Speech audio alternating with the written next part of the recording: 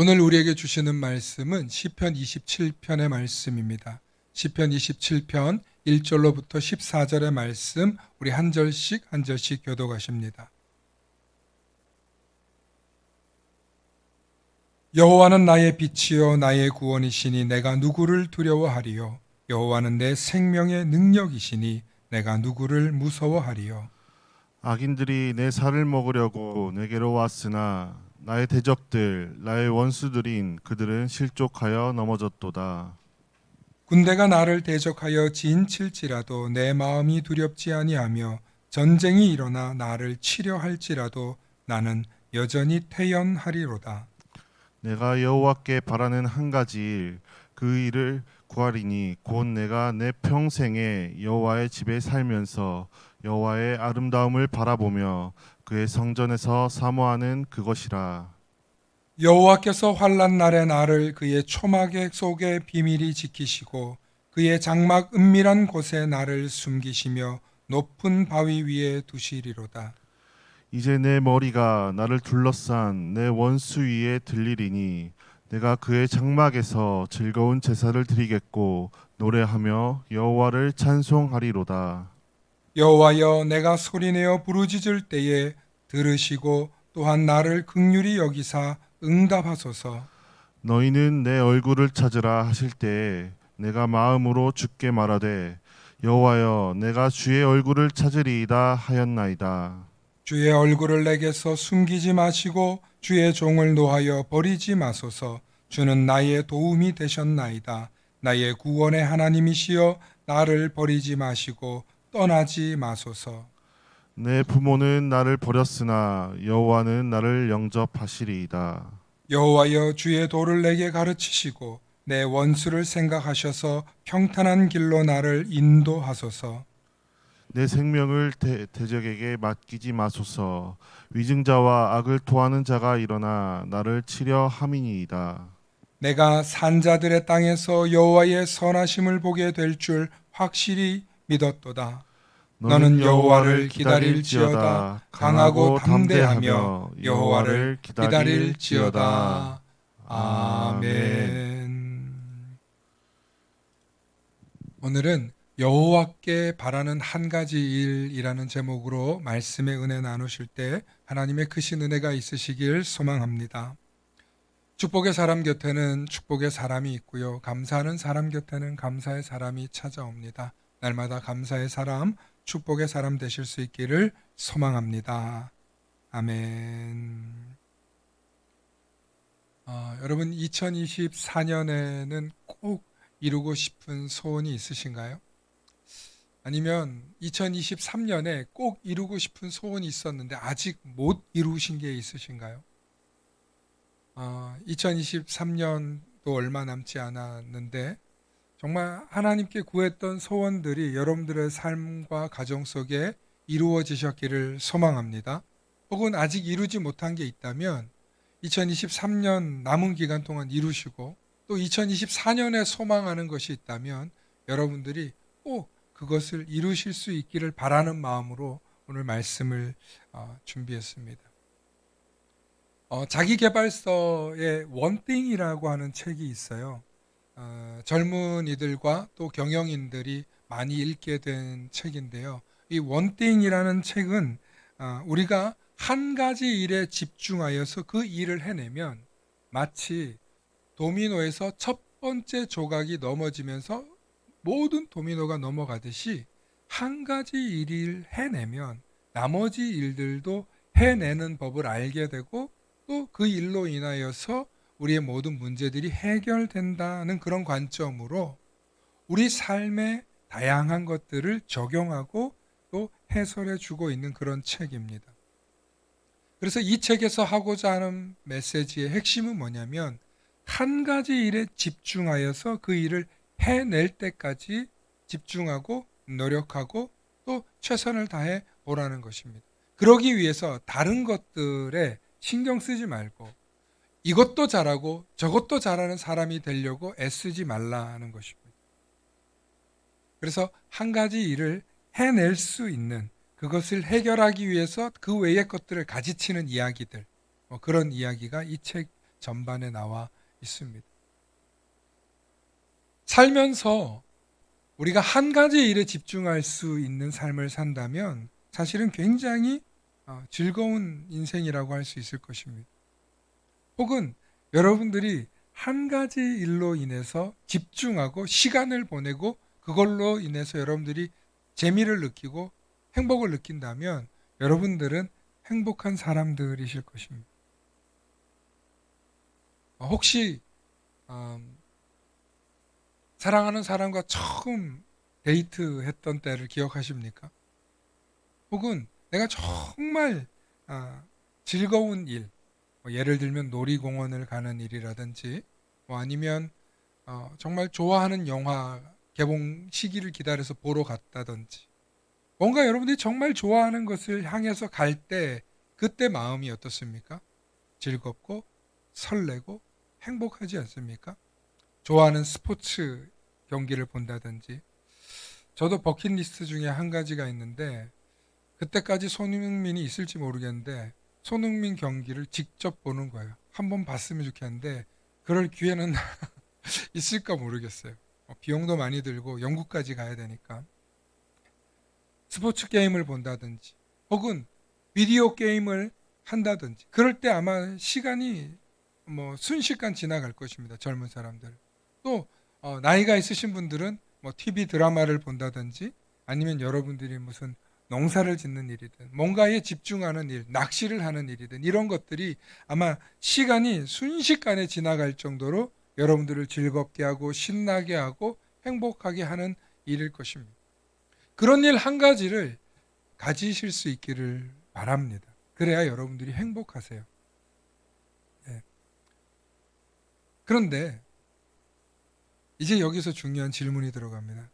여러분들이 그리스도인으로 칭함을 받고 그리스도인이라고 하는데 내가 그리스도인으로 살면서 나를 정말 즐겁게 하는 일은 무엇인가요? 여러분들이 그리스도인으로 살면서 내가 정말 기쁜 일, 내가 정말 행복한 일은 무엇인가요? 내가 그리스도인 되어서 오늘 혹시 이 자리에 나와서 예배 드리시는 건가요? 그래서 이 추운 날 사모에서 이 예배 드리러 오셨나요? 만약 그렇다면 참 다행인데 혹시나 이 예배의 자리가 저처럼 잡이어서 업이어서 억지로 나오고 있다든지 오늘 내게 맡은 이 방송실, 반주, 차량 운행 이게 내가 오늘 안 하면 안 되는 일이어서 억지로 겨우 나오고 있다면 참 이 시간조차도 안타까운 시간일 것 같아요. 왜냐면 제일 지루한 시간이잖아요. 졸리고 따뜻하고 듣기만 해야 되고 이 강론 시간이 얼마나 여러분 졸립니까? 한번 생각해 보시기 바랍니다. 정말 여러분들이 그리스도인으로 살면서 내가 무엇을 할 때 정말 행복한 건가? 내가 정말 그리스도인으로 살면서 어떨 때 난 정말 기쁘고 즐겁고 감사한가? 그게 예배의 시간이 될 수 있기를 축원합니다. 그것이 찬양 드리는 시간이 되실 수 있기를 소망합니다. 특별히 여러분들의 삶 가운데 간절히 소망하는 일들이 여러분들이 예수를 믿는 일에 집중되실 수 있기를 축원합니다. 아마 예배를 드리는 것보다 찬양을 드리는 거나 기도하는 것보다 더 간절한 건 아마 여러분들의 간절한 소원을 나의 간절한 기도의 제목들을 주님이 들어주셨으면 이루어 주셨으면 하는 그런 간절한 마음이 있어서 여러분들이 그리스도인들 되신 거 아닌가요? 또 예배도 드리고 또 섬기기도 하고 또 주님 앞에 나오지 않으셨나요? 어쩌면 구원받는 것 때문만 여러분들이 원한다면 구원받는 일이 나의 제일 중요한 일이어서 다른 모든 것들이 여러분들의 삶의 우선순위가 된다면 그것도 굉장히 기쁜 일일 것입니다. 그런데 구원만 외치다 보면 우리 삶에 기쁨은 별로 없을 것 같아요. 구원 이미 받았고 구원 받은 줄로 믿는데 나는 뭘 해야 기쁠까? 그것을 여러분들이 찾으셨으면 참 좋겠습니다. 마음의 소원을 이루는 것도 중요하지만 내가 그리스도인이 되어서 그리스도인의 삶을 살면서 그리스도를 위해서 뭔가 살아갈 때 그것이 여러분들의 정말 기쁨이 되기를 축원합니다. 그것이 봉사일 수도 있고 섬김일 수도 있고 자선일 수도 있을 것입니다. 저는 오늘 다윗의 인생을 통해서 우리의 삶이 정말 간절히 바라는 것들이 이루어지는 그 과정을 여러분들에게 좀 말씀드리려고 해요. 우리가 간절히 바라고 소원하는 어떤 일들이 이루어지는 현상에 대해서 여러분들과 함께 좀 나누려고 합니다. 특별히 제목에도 지금 고와 같은 삶이라고 다윗의 일생에 대해서 말하고 있는데, 다윗은요 사실 고와 같은 삶을 살았습니다. 어제 한 목사님이 저한테 음악 선물을 보냈는데 소로라는 그런 노래였어요. 소로, 좁은 길이죠. 그 노래 말에 보면 인생은 누구나 혼자, 인생길 위에서는 누구나 혼자라고 얘기합니다. 그런데 그 인생길조차도 우리가 혼자인 것 같지만 우리가 어딘가를 향해서 나아갈 때는 굉장히 소망과 기쁨이 있다. 뭐 그런 주제의 노래입니다. 그러니까 너무 외로워하지 말고 살아라. 인생은 누구나 다 외로운 길이다. 뭐 이런 얘기를 하는 노래였는데, 다윗의 인생을 이렇게 보면 참 외로운 인생이더라고요. 그리고 고와 같은 삶이더라고요. 다윗이 골리앗과 싸우러 가기 전에 그의 직업이 뭔지 아십니까? 직업이라고 하기도 그래요. 그냥 집에서 시킨 일을 하는 건데 그게 목동입니다. 목동. 그럼 목동, 이름이 좋아서 목동이지, 이스라엘에서 목동이라는 일은요, 집에서 가장 천시받는 사람, 집에서 가장 낮은 계급에 있는 사람, 혹은 정말 없이 사는 사람들이 할 수밖에 없는 유일한 직업이 목동이에요. 그래서 목동이란 직업은 외롭고 춥고 쓸쓸하고 밤이슬을 맞는 그런 직업이었기 때문에 별로 좋은 직업이라고 할 수 없어요. 아니, 어쩌면 이스라엘 사회에서 가장 낮고 천한 직업 중에 하나였어요. 그런데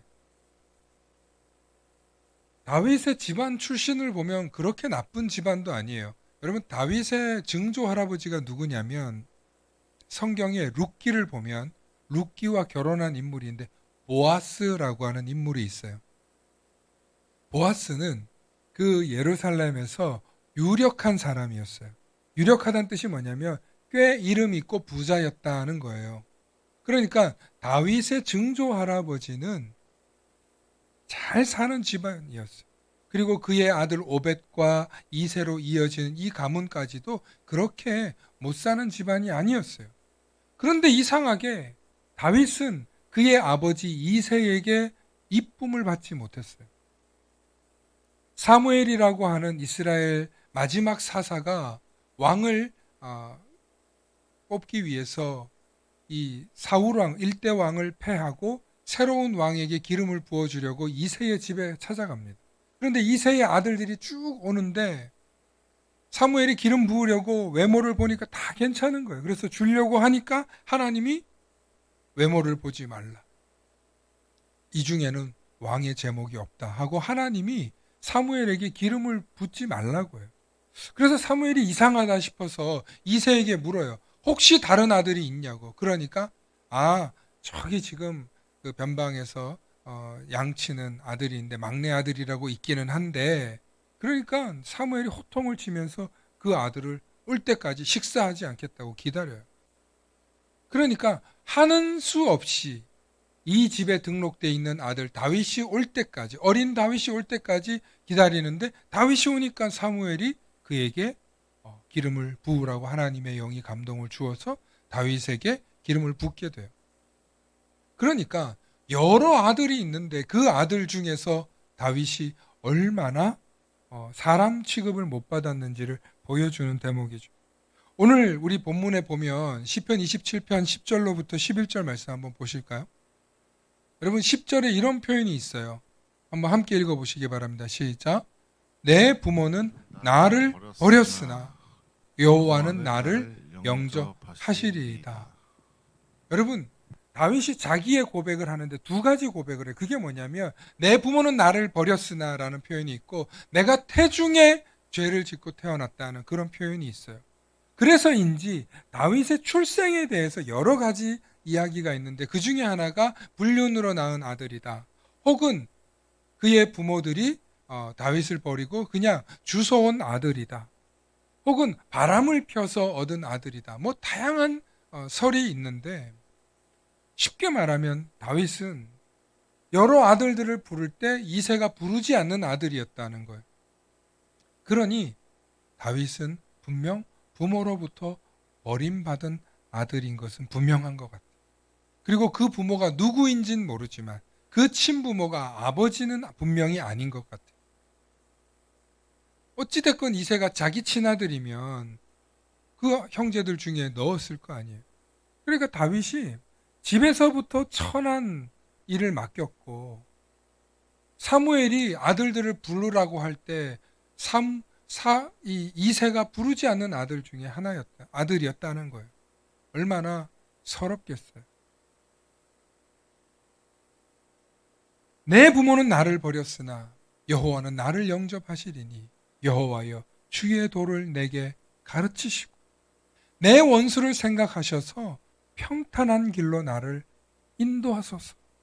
이게 다윗의 일평생에 하나님께 부탁하는 그의 기도예요. 노래예요. 시예요.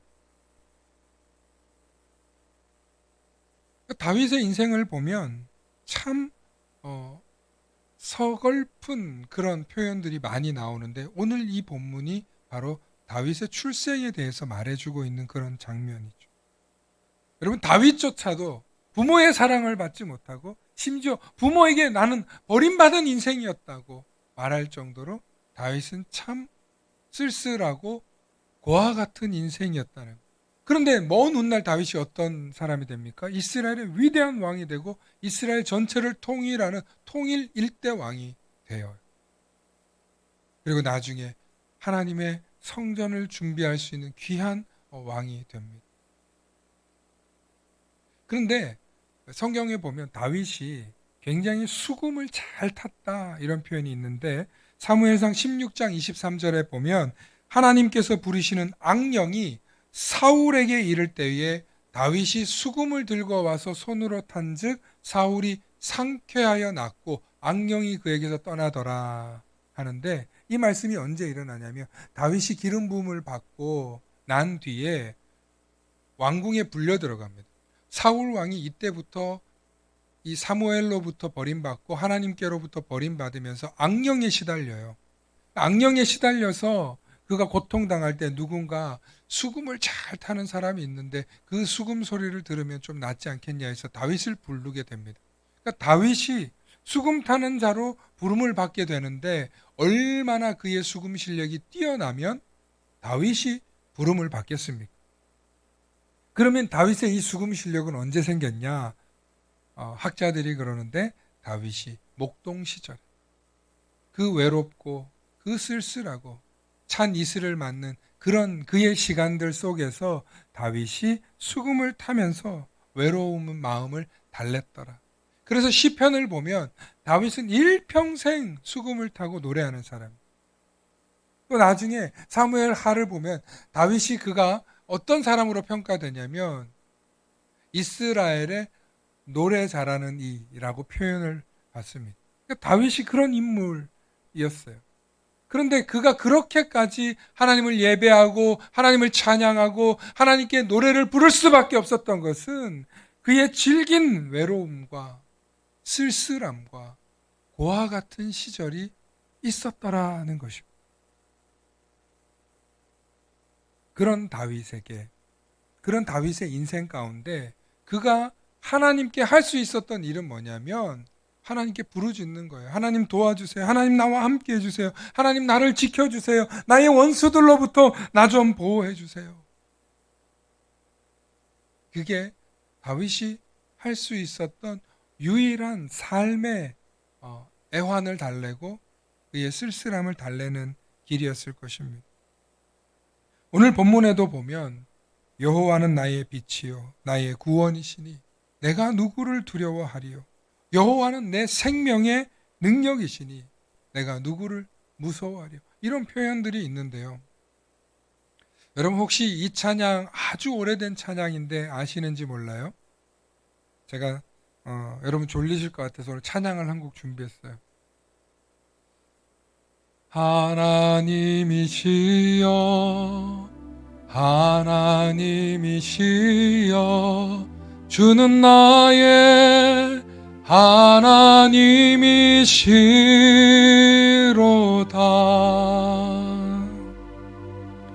나의 몸과 마음 주를 갈망하며 이제 내가 주께 고백하는 말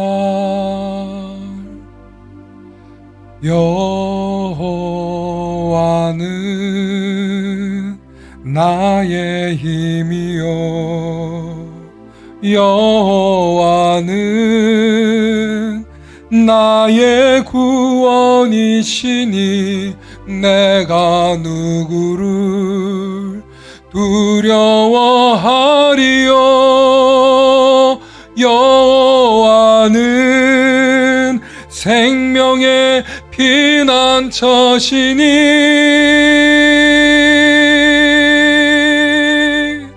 주의 인자가 생명보다 나음으로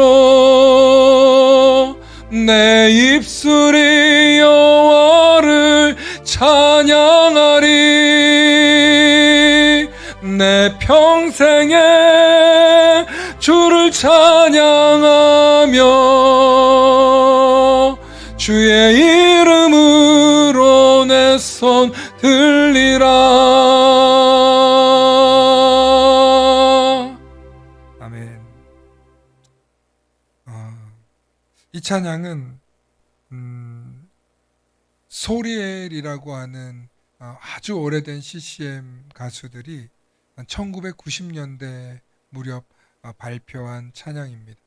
근데 이 찬양을 쓰신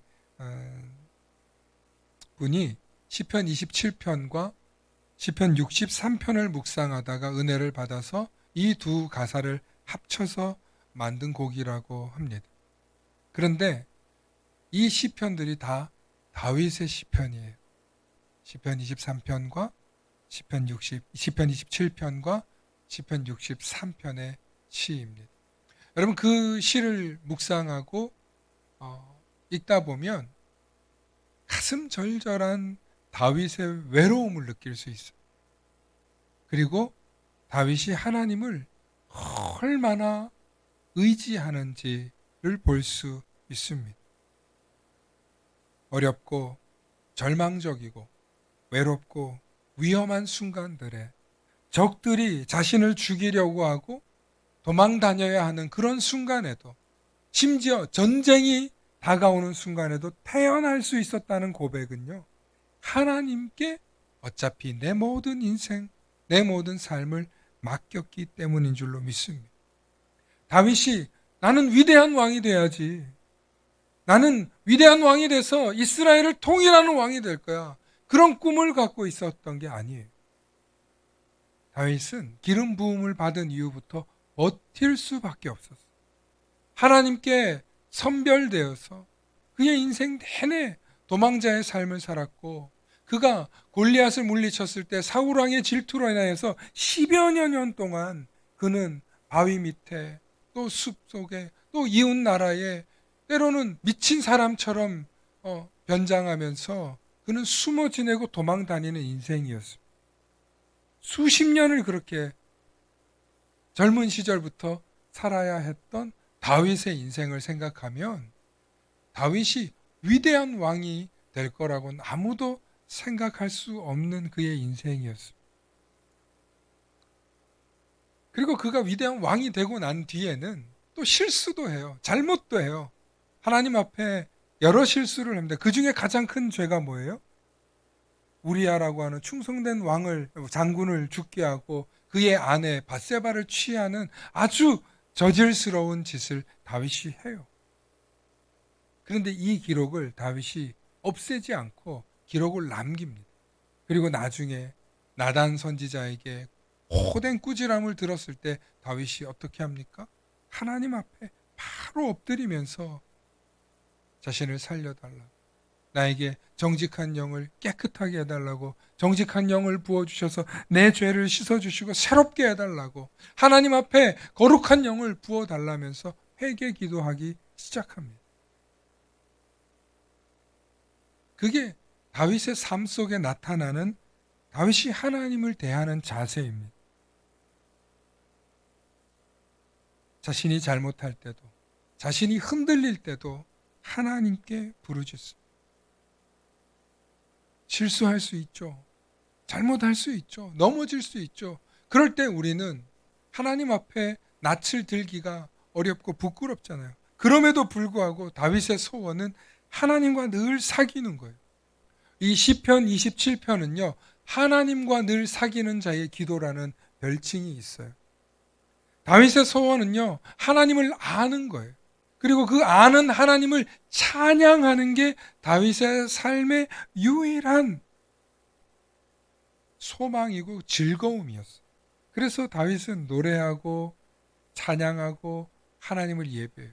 다윗이 법궤를 찾아서 들어올 때는 얼마나 기뻐 춤추면서 바짓가랭이가 내려갈 정도로 그가 정말 어떻게 보면 그의 아내 미갈이 추태스럽다 할 정도로 다윗이 정말 하나님의 법궤 들어오는 걸 기뻐하지 않습니까? 다윗의 모습을 보면 참 이랬다 저랬다 하는 모습도 있지만 전체적인 그의 인생을 보면 하나님을 얼마나 사모하고 하나님을 모시는 것이 그의 삶의 기쁨이고 그가 얼마나 하나님의 성전을 짓고 싶어 했던 인물인지 몰라요. 왕이 되어서 그가 했던 많은 일들 중에 그는 성전 짓고 싶었어요. 하나님의 처소, 이 법궤를 모시는 성전 짓고 싶었는데 하나님이 허락을 안 하시는 거예요. 그래서 그의 아들 솔로몬에게 성전 지을 준비 다 해주고 솔로몬이 성전을 지을 수 있도록 예비해 놓습니다. 다윗은 일평생 동안 하나님의 영광을 위해 하나님이 기뻐하실 만한 일이 무엇인가를 고민했고 생각했고 그것이 삶의 목표, 그것이 삶의 전부, 그것이 삶의 모든 것이 되기를 바랬습니다.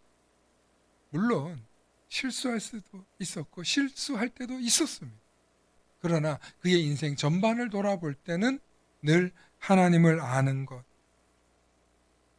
하나님의 뜻을 이루는 것, 하나님이 기뻐하실 만한 일을 찾는 것이 다윗의 중심 속에 있었다는 것입니다.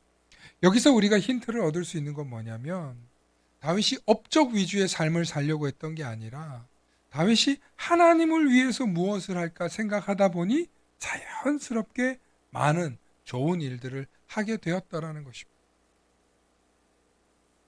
다윗도 우리와 같은 성정을 가지고 있는 사람이고 다윗의 출생을 보면 고아와 같은 삶이기도 했다는 것입니다.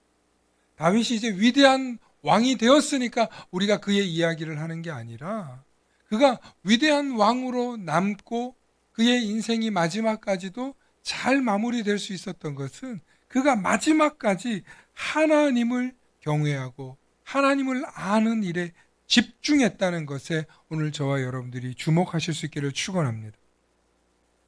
여러분, 우리 주변에 이 세상에 큰 업적을 남기는 사람들이 있어요. 많은 사람들을 살리고 가난한 사람들을 혹은 고아나 과부들을 살리는 그런 큰 일을 하는 사람들이 있어요. 그분들의 특징을 보면 언제나 무슨 일 때문인지 가난한 사람들을 위해서 자신의 능력을 쏟아붓더라는 것입니다. 여러분, 지금도 미국의 뉴욕시에 시민들이 물세를 안 낸대요. 왜 물세를 안 내냐면 미국의 최대 자선 사업가였던 록펠러가 이미 2100년까지 뉴욕시 시민들의 물값을 다 내버렸대요. 여러분, 록펠러 하면 전 세계적으로 또 특히 미국의 교회와 학교와 대학을 세운 유명한 인물이잖아요. 그런데 이 록펠러의 친구인 루이스 헨리 세브란스라고 하는 장로가 있는데, 이 세브란스 장로 들어본 것 같지 않아요? 우리 한국 땅에 엄청나게 큰 기여를 한 인물입니다. 우리가 잘 아는 연세 세브란스 병원을 지은 장로님인데, 이분이 원래는 미국에서 은행을 다니던 청년이었어요. 그런데 록펠러와 함께 이 석유갱을 발견하면서 이 석유 사업을 하게 되고, 이 석유 회사를 세워서 록펠러도 어마어마한 부자지만 이 헨리 세브란스 장로도 엄청난 부자가 됩니다. 그래서 일평생, 아니 수십 대의 후손들까지 먹고 살 만한 재산이 생기는데, 이 헨리 장로, 그러니까 세브란스 장로가요, 두 번의 결혼을 하는데 아내들이 다 죽습니다. 자식들도요, 다 일찍 죽습니다. 질병 때문에.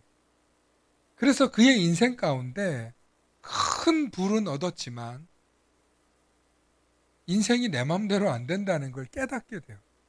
그러면서 그의 인생의 후반전에 어떤 삶을 사냐면, 미국 뉴욕에 가면 세계 선교센터라는 곳이 있는데 그곳에 가서 늘 예배를 드리고 기도하면서 어떻게 하면 세계 선교에 이바지할 것인가를 고민하며 기부하는 삶을 살기로 결정해요. 그래서 아무 때나 기부하고 아무 때나 건물 짓고 아무 때나 대학 짓고 교회 짓고 하지 않았어요. 선정하는데 매우 까다롭고 그의 돈을 쓰는 데에는 상당한 기준이 있었어요. 그러던 어느 날 1900년도에 카네기홀에서 이 조선에서 의료봉사 활동 중이던 에비슨 선교사의 강연을 듣게 됩니다. 에비슨 선교사가 이런 강연을 해요. 저 아시아 변방에 조선이라는 땅이 있는데 여기는 변변한 병원 하나 없고 내가 가서 진료를 하는데 나를 도울 간호사 하나 없다. 이곳에 병원 좀 세워주면 좋겠다고 카네기홀에서 연설을 하는데, 그때 이 루이스 세브란스 장로가 들어요. 그리고 마음의 결심을 해서 그때 당시에 15,000불이라는 돈을 기부하는데, 오늘로 따지면 5천억, 오늘로 따지면 5천억, 어마어마한 돈을 기부해서 이 에비슨 선교사, 의료 선교사님에게 보냅니다. 여러분, 한 번 왔대요, 우리나라에. 그러니까 사람을 믿고 맡기려면 정말 제대로 믿고 맡기는 그 큰 돈을 보내는데, 그래서 그 돈을 가지고 이 조선 땅에 최초 현대식 병원이 세워진 게 세브란스 병원이고, 나중에는 의사들이 부족하니까 자기 주치의인 최고 의사를 보냅니다. 그래서 수많은 미국인들 의사의 병원 월급을 다 대요, 이 가문에서. 그래서 세브란스 병원이 현대식 병원이 되고, 지금은 우리나라에서도 내놓으라 할 만한 병원이지만 한국의 의료 기술에 가장 앞서는 데 도움을 준 병원이 세브란스 병원이에요. 그 뒤로 다양한 병원들이 생기지 않습니까? 얼마나 귀한 일을 하셨는지 몰라요. 그런데 이 후원을 하면서 에비슨 선교사가 너무 기뻐가지고 이 세브란스 장로님에게 이런 얘기를 해요. 당신이 기부하신 이 돈 때문에 저 조선 땅에 정말 가난하고 병들고 어려운 사람들이 기뻐할 것입니다. 너무 고맙습니다. 라고 얘기하니까 세브란스 장로가 이렇게 얘기했대요. 당신은 받아서 기쁠지 모르지만 나는 줘서 더 기쁩니다. 당신도 가서 나처럼 줘 보십시오. 라고 에비슨 선교사에게 당부를 해요.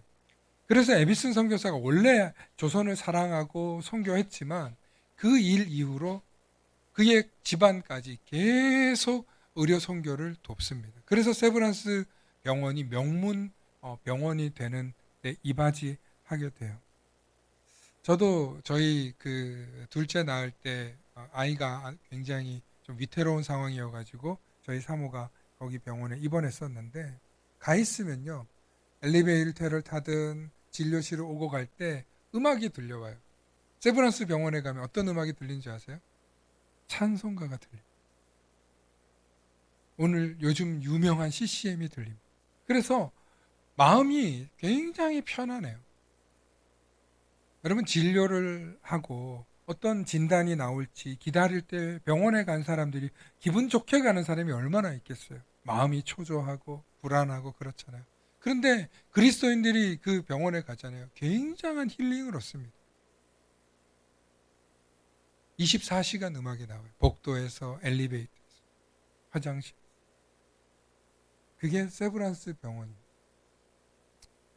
여러분, 우리가 삶을 살면서 어떤 삶을 꿈꾸시는지 저는 잘 모르지만 대부분 다 가난한 삶을 꿈꾸는 사람은 없을 것이고 행복한 삶을 꿈꿀 것이고 부자가 되기도 바랄 것이고 명문 가문이 되기를 바라실 것입니다. 아니, 그 정도까지는 안 바라요. 소소한 행복을 누리며 살았으면 좋겠어요. 아마 여러분 그러실 것입니다. 저도 여러분들의 삶 가운데 그런 축복이 있으시기를 소망합니다. 그런데 우리 삶 가운데 정말 우리 삶에 하나님의 위대한 일들이 일어나려면요, 우리가 어떤 삶을 살아야 되냐면 아까 말한 것처럼 한 가지 일에 집중하실 수 있기를 축원합니다. 그 한 가지 일이 뭐냐면 오늘 다윗이 한 거예요.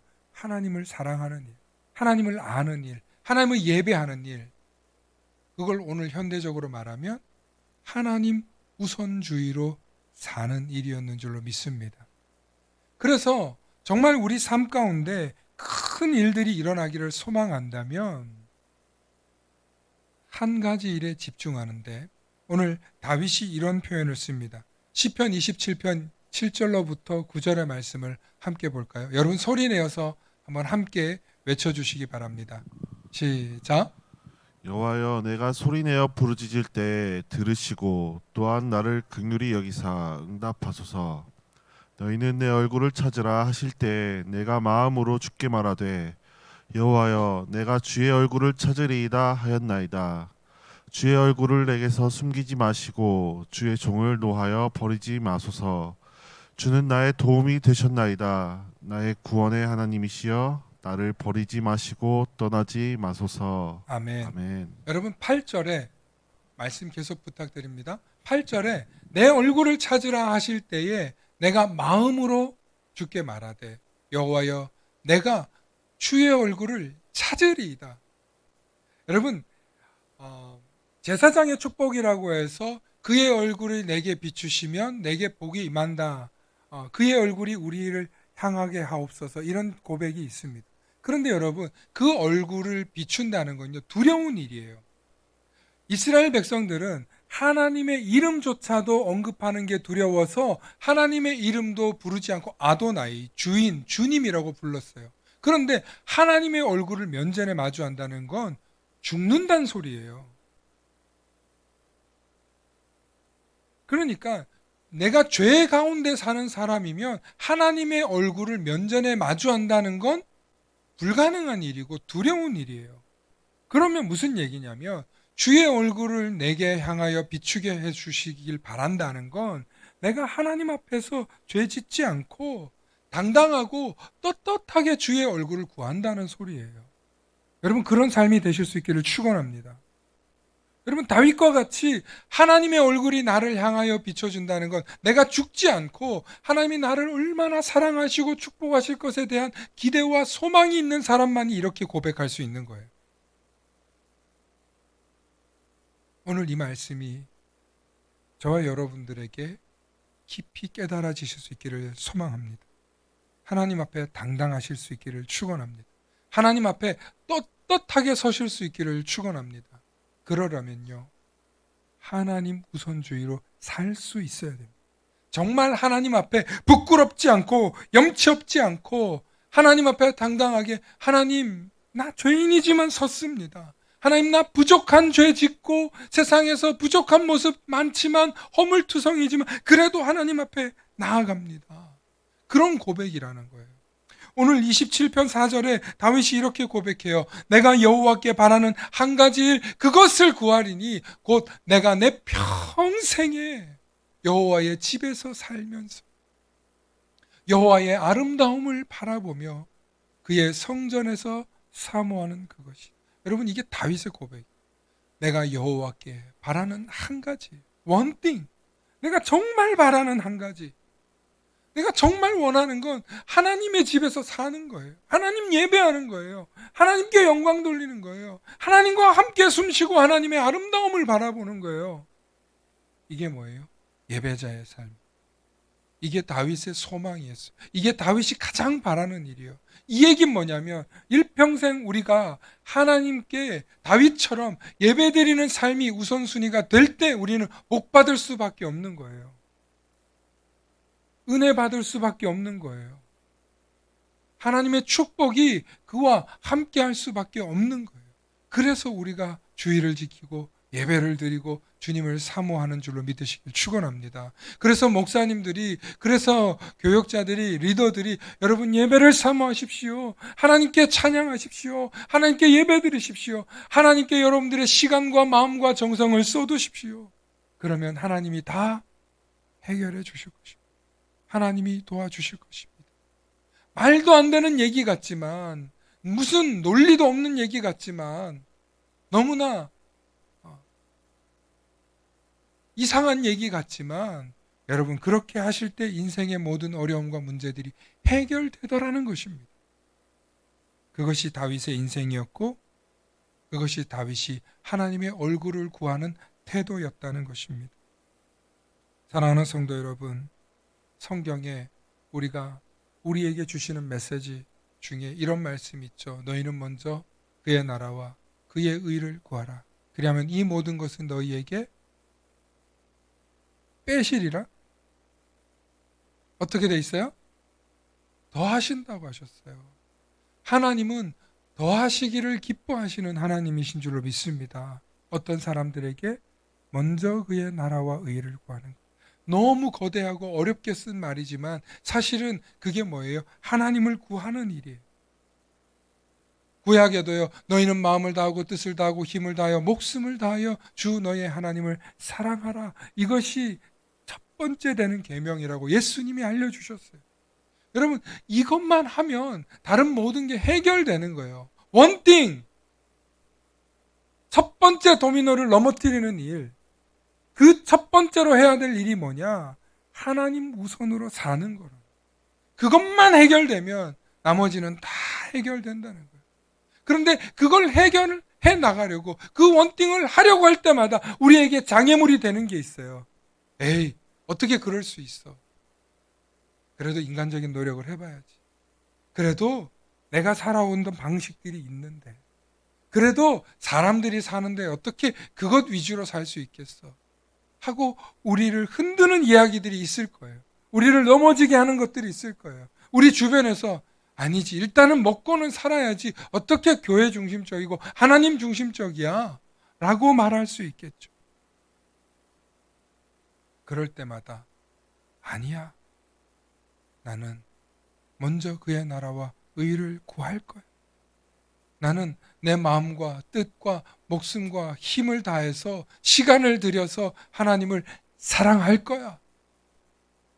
그렇게 결단하시면, 그렇게 여러분들이 그 첫 번째 도미노만 넘어뜨리면 나머지 모든 일들은 주의 손이, 하나님의 손이, 전능하신 하나님이, 능치 못하실 하나님이 도우시고 함께 하실 것이라는 것을 믿어 의심치 않는 저와 여러분들 되시길 축원합니다. 그래서 이 말씀을 여러분들에게 새기셔서 2023년 아니 2024년 여러분들이 바라고 소망하는 일들도 하나님이 도우셔서 이루시는 것을 경험하시고 간증하실 수 있기를 축원합니다. 축원합니다. 이렇게 기도하십니다.